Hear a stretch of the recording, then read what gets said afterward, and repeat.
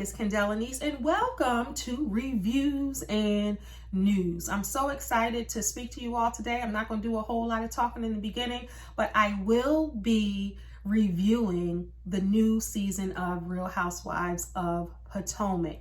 Season 6, Episode 1. Uno. And boy, oh boy, there was a lot going on in this first episode. So we already know that the season is about to be explosive. I love all of the housewives. Well, no, I'm not going to say I love them all.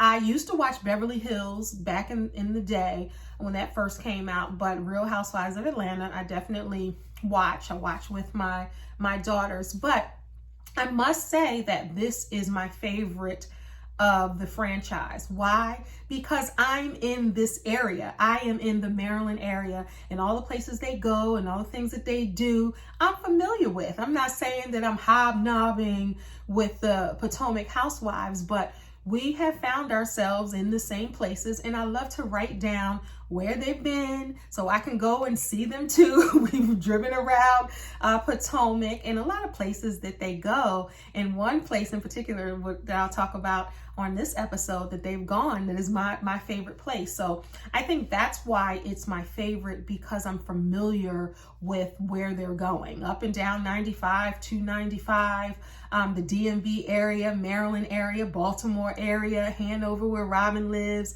I'm familiar with all of that. So that's why I'm intrigued by this one. And also the ladies, as you could see, it was a lot even for the first season. So it starts off with the recap of last season, as they always do. So of course, for people that are just jumping on the train right now for season 6, they have an opportunity to see what was happening in season 5. In season 5, y'all remember, it was nothing but Monique and Candace and what was happening with them, and it just began to wear on me because it was a lot. So let me just preface this, since this is probably your first review that you're seeing from me for Real Housewives of Potomac. I'm going to do every single episode every week. The day after, the next day, at least within 48 hours, I will have a video up telling you how I feel about the episode. But I'm going to put this out there right up front. I'm grown, you're grown, we're going to respect each other. Even if we disagree, that's fine. That makes for a healthy conversation, but we're not going to be disrespectful over here. So I'm sorry if I'm going to talk about your faves up front. I'm sorry if you're going to talk about my faves up front. We're going to still love on each other and be adults and still agree to disagree in some cases, because I don't believe that you all are going to agree with everything I say every single week, but that's all right. I'm cool with that. So I'm going to tell you up front, if I don't like it, I'm going to say it. And even if it's your fave and they're out of line, I'm going to say it. Sorry, that's just what it is. I'm going to give you, the real. So it's so funny because I was so tired and exhausted with Monique and Candace. I think Monique was wrong. And I will say it's just degrees of separation. I'm in Maryland now, but I grew up in the Pleasantville, New Jersey area, Mays Landing area. And Monique, that's where her people are from. A woman I grew up with, that's her niece, that's her brother's daughter. So I remember when she was coming on, she was like, my niece is going to be on. And I was like, well, I didn't know your niece was going to be all that, but she has some fight in her. And there were a lot of different things last season that I think that she was going through after having children and her husband and trying to find her space. So it was a lot. It was a lot with the fight. Every single episode after was about the fight. So Monique is off the show. She is not returning for season 6. And it was reported that she couldn't even talk about the show for a while. So I think Bravo stopped that. That's what she implied. So I don't know for sure. So I'm not going to speak on that. But she's not returning. But never fret. There is a new housewife. and her name is Mia. And we'll get to meet Mia a little later. All right, so I jotted some notes down because doing reviews, my daughter loves reviews, and she was like, if you don't talk about this or that, they're going to tell you. So I jotted down just some notes, and then I'm going to expound on that. Y'all ready? We can get right to it. All right, so Ashley is still pregnant. Giselle has new hair in the confessional. Wendy is looking refreshed, and we know why. And Candace is looking free. We find out later that she's free because she no longer has to pay her mother, or vice versa. Her mother is no longer taking care of her. She is in Chateau Candy Pants. So she's doing her thing on her own, her and Chris. And she has an amazing house, and we'll talk about that. But all right, so season 6 begins with the trending topic that was on TikTok, the silhouette dance, and she's doing that, and everybody's like, what's happening? But what was dope about that is that her husband was filming it. Hold on one second. All right, I'm back. So all of the ladies were looking beautiful, but we're not even going to talk about that just yet at the nude part of the nude interlude. But so Wendy did the challenge to make it into an invitation for the nude interlude. Just so y'all know, I got my tea because I'm spilling the tea, and I got my fan because it's about to get hot. So I'm trying to figure out if I should turn the fan on right now. Let me turn the fan. No, I'll turn the fan off right now, but I will take a sip.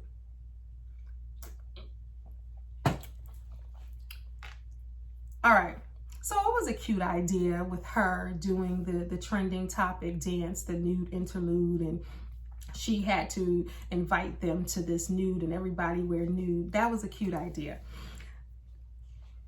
So all the ladies get the invite. Everybody's like, what's going on? Wendy is naked. She's dancing. Everybody's face.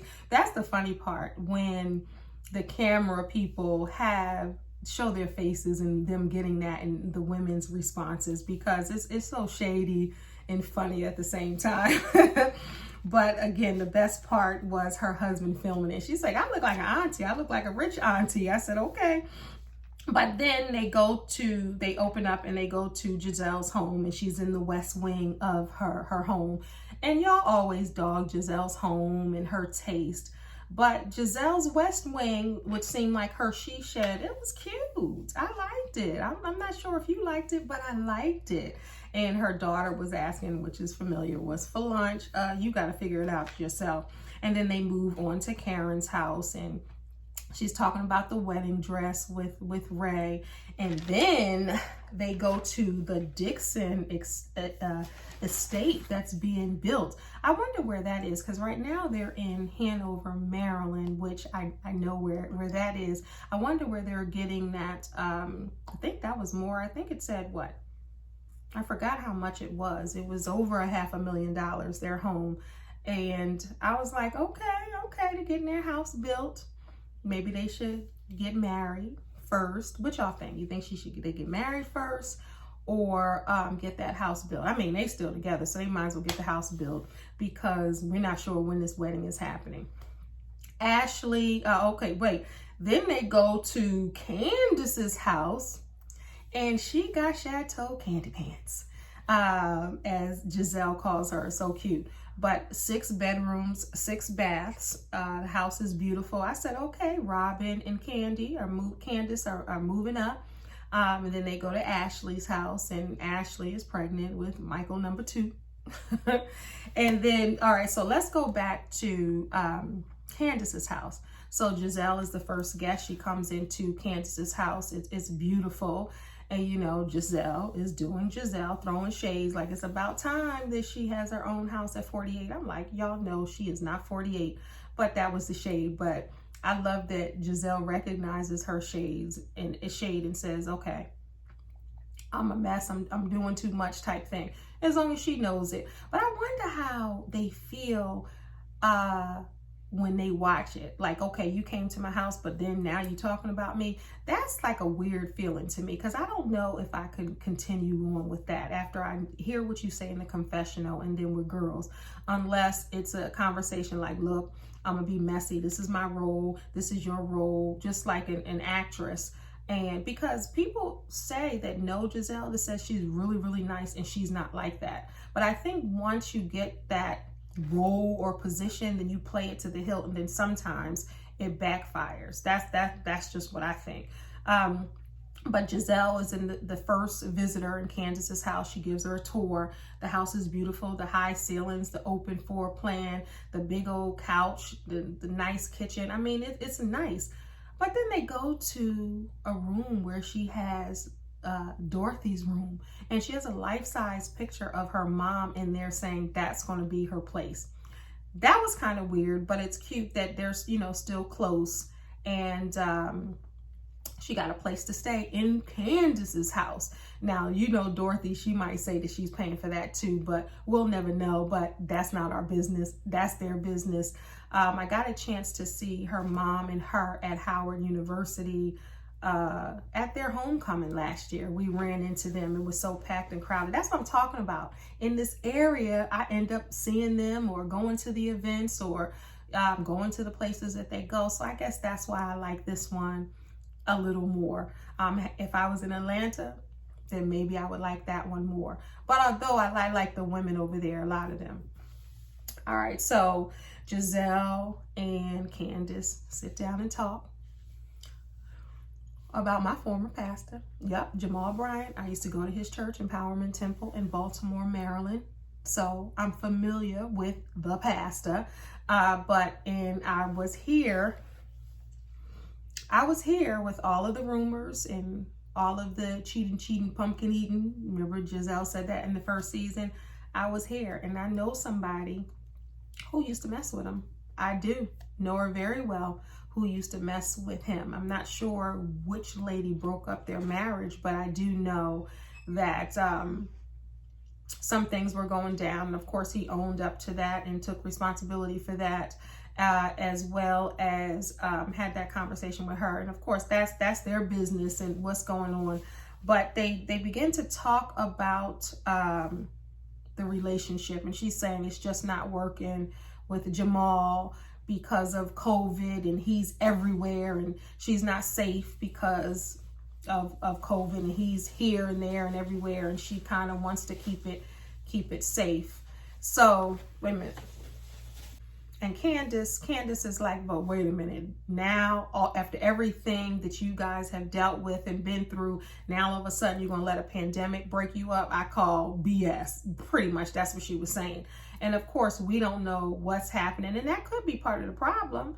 Or we're not seeing each other, because they were seeing each other once a month or for certain things, and then they stopped seeing each other. But a lot of people thought that the relationship was fake. I personally don't think it was fake. I think that they tried an attempt to do this thing again, bring this old love back. You ain't with nobody, I ain't with nobody, let's bring it on back. And I just think it didn't work. You know, it didn't work because you got to remember why it didn't work the first time. And it could be because of the cheating. This time it might not be the cheating. This time, you know, he was in Maryland, as I stated, but now he's in Georgia. So everyone knows a long distance relationship, sometimes it just has its difficulties. But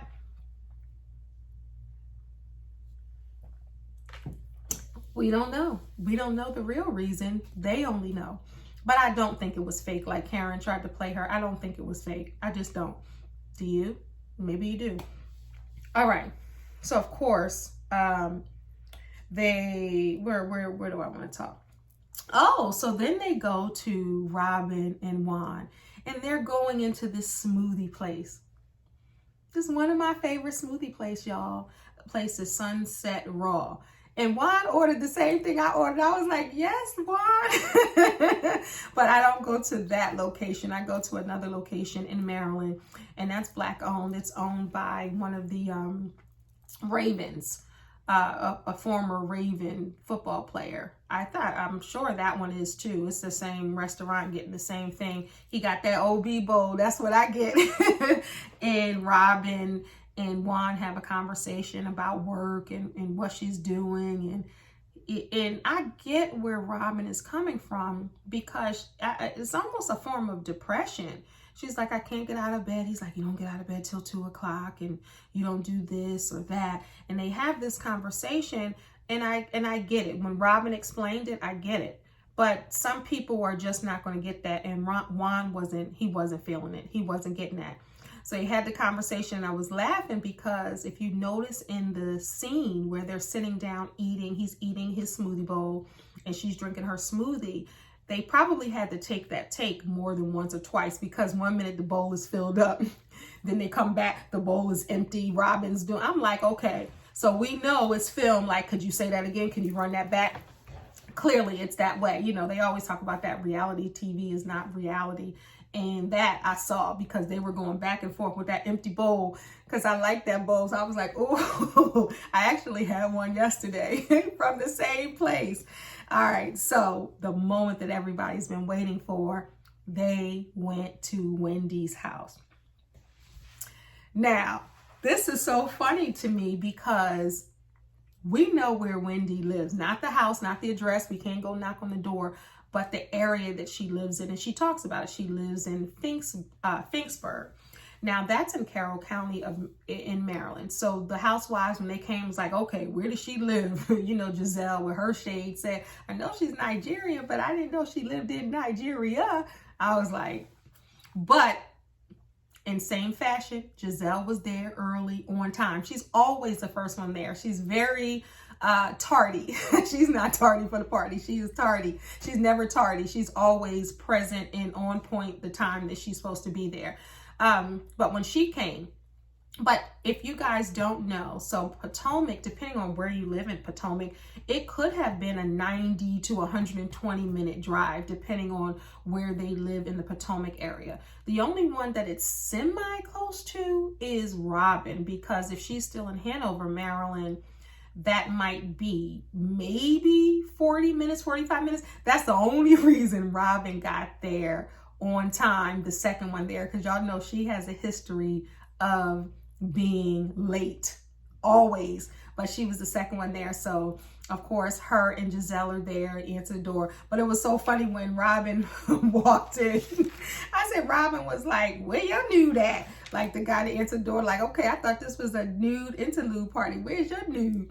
And she came in all rowdy, and her and Giselle were there. And you know, a lot of people may disagree, but I love them together. A lot of people say Robin does everything. Giselle says, I don't think so. I just think they're genuinely friends. And Giselle seems like the type of person, when she's your friend, she really is. But if she's not, she's not. Because look at the situation with her and Ashley in the beginning. She wasn't feeling them. It seems like she takes a minute to warm up to you. But if she rides for you, she rides for you. And she seems like she still feels that way with Ashley and Robin and Candace. She seems like they're really friends, even though she's shady. And I think that that's like, okay, you know, I'm gonna do this for the show, but I still ride for you. And if you look on their social media pages, they all still seem to be friends.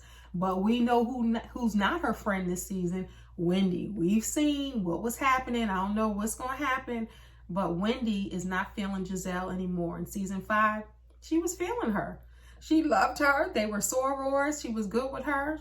Now she's good on her. So I don't know what happened, but that will unfold. So while they're at Wendy's house, Giselle and Robin are there, and they're like, well, who is Mia? Well, we don't know who Mia is. And then that's when the new housewife is revealed. So Wendy finally saunters down the steps. She comes down in her, you know, her robe, trying to hide what she's going to reveal, which is later we find out Happy and Ness. So all the women finally arrive, and Giselle is like, okay, so what are we here for? Now Karen is here. And then Wendy,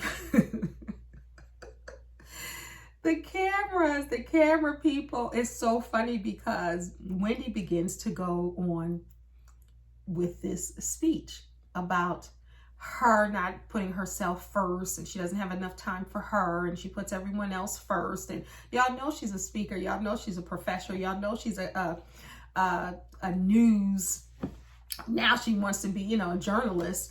So she goes on to talk and gets on her soapbox, and everybody's like, you know, the camera people are, look, they get the shadiest award because they're very shady.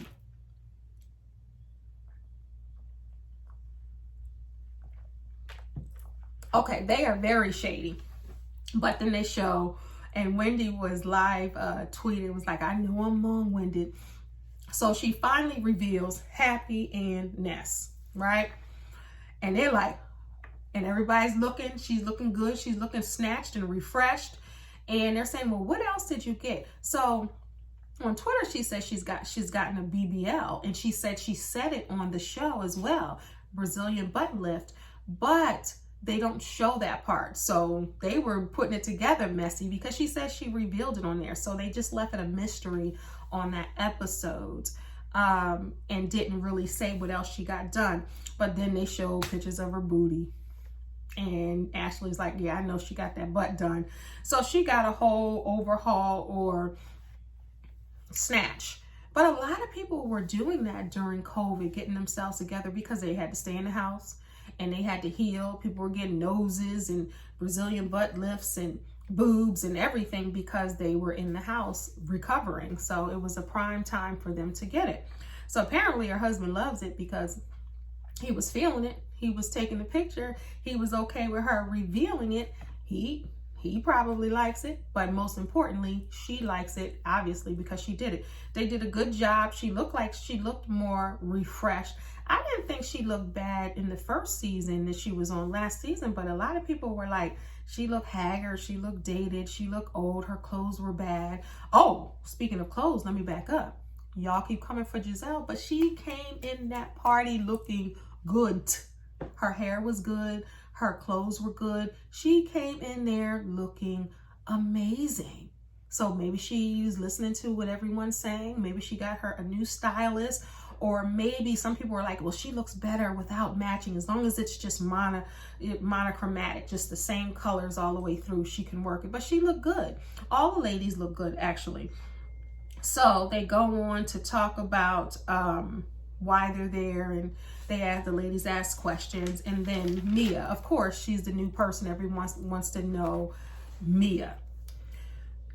So Mia comes out, she's, you know, has her nude on, her little two-piece, and they want to get to know Mia. So the first thing she talks about, you know, where she's from, how many businesses she has up and down the East Coast, and she has a lake house in North Carolina, and her grandchildren, blah, blah, blah. And they're like, grandchildren? How old are you? And they're like, wait a minute, you have young kids. Robin is automatically trying to figure it out. They all are trying to do the math. And when she says that her husband is 38 years older than she is. So everybody's like, wait a minute, you 30? She's like, no, I'm 36. Bless her heart, Mia was doing the new math, original math, her own math, because she's 36. So they're like, well, that's like about 32 years older than you. She was like, okay. So then the shade comes again, because y'all know they are queens of shade. But who is the shadiest are those cameramen and those producers, because they're like, oh, she's a cute girl, but yeah, she don't know. And Ashley's like, it's simple arithmetic. So then they get ready to eat. Let me just tell y'all. So the table scene, the table looks beautiful. Everything is done with class and style. The Nude theme runs through the home. But I was focused on when that server or that chef came in and she said, I wrote it down. What did she say? Coconut curry, cream of crab soup. That's what I wanted. So for the first 2 minutes, I was focused on that soup. That soup. I ain't even gonna lie to you. When they were putting it up, I was like, ooh, who are they? Because remember, I'm in the area. I'm like, who made that? And where can I get me a bowl or a cup or a bucket of? Because that sounds good. And the way Giselle and everybody was slurping it up, it was probably great. Did anybody else want some of that soup? Or it was just me? Okay. It was just me. Wait a minute.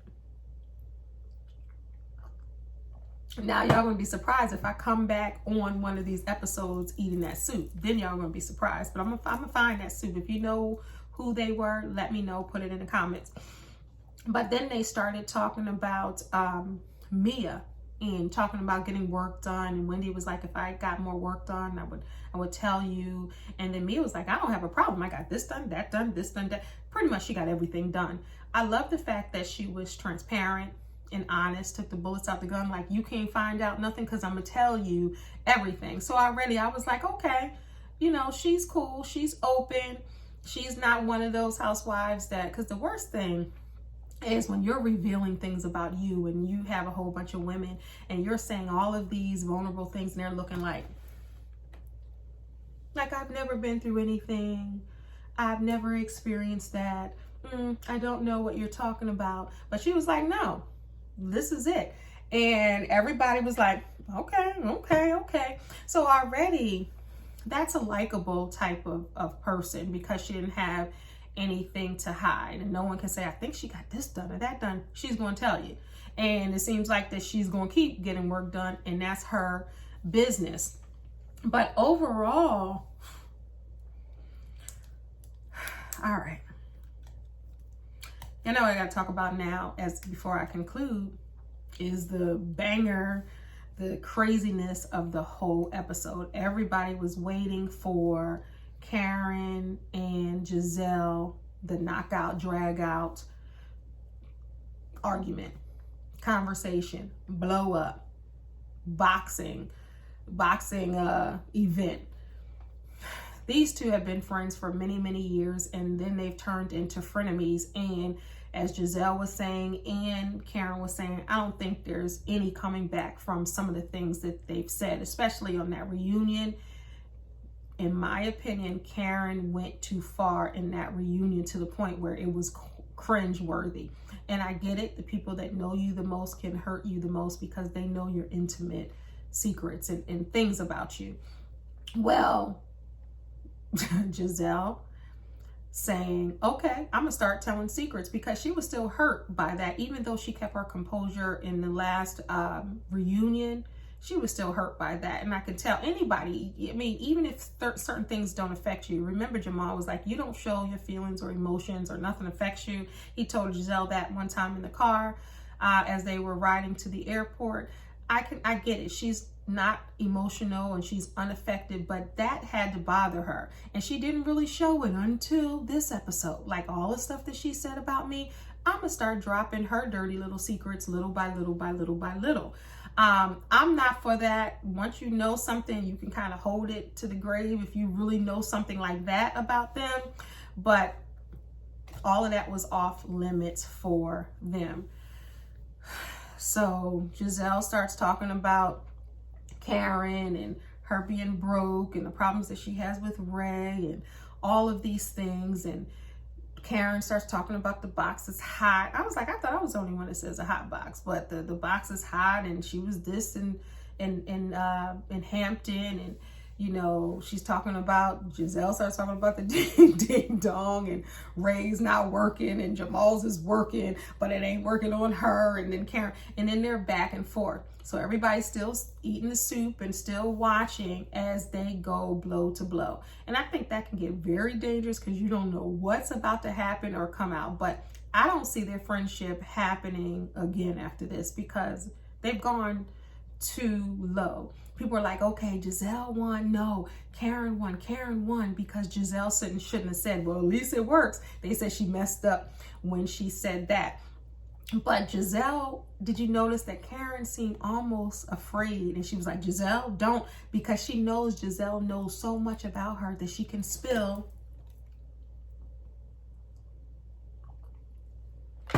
all of the tea if she wanted to. So you can tell when Giselle started, Karen was like, what? So Karen started trying to overtalk her and talk louder. So whatever was going to come up didn't come out. And that's the only thing I hate to see. And I know that, you know, it's messy and y'all live for the messiness, but I hate when two women go at each other like that to the point where there's no turning back. So now nothing is off limits. And later we see that she's going to get into it with, Giselle's going to get into it with Wendy, you know, but I think Giselle's role is to be messy and the fire starter. And I'm wondering if she gets the highest check to do this, because again, they say she's not like that. And then Karen I just don't know where those two went wrong. But I know last season is a place that they can't come back, because they've tried, because they loved each other. They knew about each other's business. They were there for one another, you know, in certain points. But I honestly think this show probably unfriended them because of the things they both done and both said to each other. Now, I'm on team sisterhood. I want, you know, people to work it out, but sometimes you just can't work it out. You know, you stay in your corner, you stay in your corner, and then we'll just roll from there and be cordial. But what happens is it makes other people uncomfortable unless they're ready to see a fight, as these were. They was all just sitting around. And did you see Mia's face? She's new to the group, and Karen brought her in. She was Karen's friend. So when Giselle was talking, she was looking. When Karen was talking, she was looking. But that poisons Mia's views on Giselle or the other ladies. You know, when you start saying, okay, this lady this lady that, or I don't get along, because usually friends ride like that. Okay, if you don't like her, I don't like her. If you don't talk to her, I don't talk to her. If you don't mess with her, I don't mess with her. And usually friends will click like that. And we have to see if Mia is actually going to be friendly with Giselle, because unlike everyone else, Giselle seemed like she didn't have a problem with Mia in this first episode of season 6. So we'll see. But a lot was going on. I hope I covered all of the major points, all my little notes that I have here. If I missed something and you want me to go back and talk about it, let me know. But let me know in the comments how you like this review. This is the very first one I've ever done with the Real Housewives of Potomac or Real Housewives of anything. So let me know what you think. I will be back with episode 2 next week. Thank you, everybody. This is Kendell Lenice. Don't forget to subscribe, like, and share, and watch some of the other reviews that you see. But definitely hit the notification button and subscribe so you can be ready for episode 2, the review. Thank y'all. God bless.